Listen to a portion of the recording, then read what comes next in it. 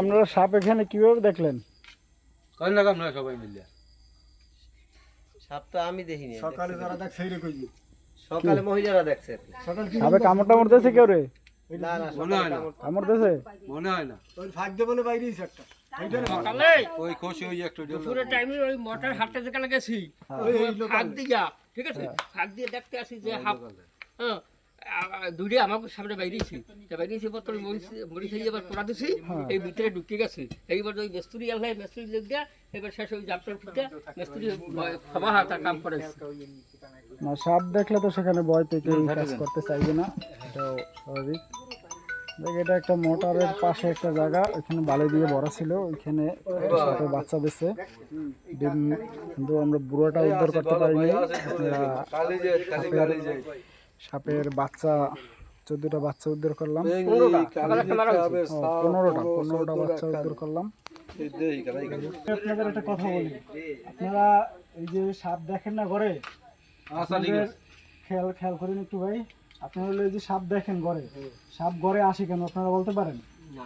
সাপ ঘরে আসে ইঁদুরে যে গর্তগুলো করে, ওই গর্তে ইঁদুর খাইতে আসিয়া সাপটা ওইখানেই থাকতে যায়, এবং হ্যাঁ, পর্যাপ্ত পরিমাণ জায়গা থাকায় ও ওইখানেই বাচ্চা যায়। এবং এই যে ঘরের পাশে এরকম একটা জায়গা, আপনারা এদের যে গর্ত আছে, ফাঁকা আছে, আপনারা এটা দেখেন না, এর কারণে আপনারা এই সাপগুলো এই ঘরের ভিতরে আসিয়া বাসে না। এটা আপনাদের খেয়াল করা উচিত। এবং আপনারা সাপে কামড় দিলে কি করবেন সেগুলো কি জানেন?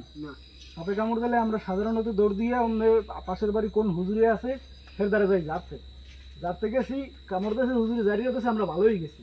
তাহলে আমি হুজুরে যে কি সাপে কামড় দিয়েছে সেটা কিন্তু হুজুরে বলতে পারে না। সাপটা তো আপনার চিনতে হইবে আগে, এরকম একটা সাপ দেখে চিনতে হইবে যে এটা কালিজিৎ সাপ। হ্যাঁ, চিনলে আপনার সেইটা দেখে বলতে পারবেন যে আমাকে একটা কালিজিৎ সাপে কামড় দিয়েছে। তাহলে এইটার চিকিৎসা কি আপনারা জানেন? চিকিৎসা হলো আপনার এটা জার ফুকে কাজ হবে না, এটা চিকিৎসা হলো মেডিকেলে যাইতে হবে।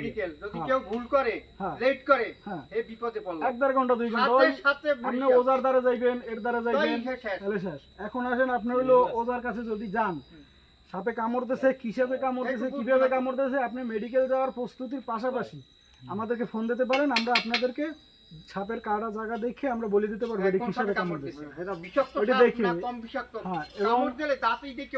হ্যাঁ, এবং আপনার হলো কাটা মানে আপনার যে শরীরের যে প্রস্তুতি দেখেও, মানে আপনার বর্তমানে দেখেও আমরা বুঝতে পারবো যে কিভাবে কামড় দিয়েছে, আপনার অবস্থান কি। তাহলে হ্যাঁ, এটা আমরা দ্রুত মেডিকেলে পাঠাই দেবো।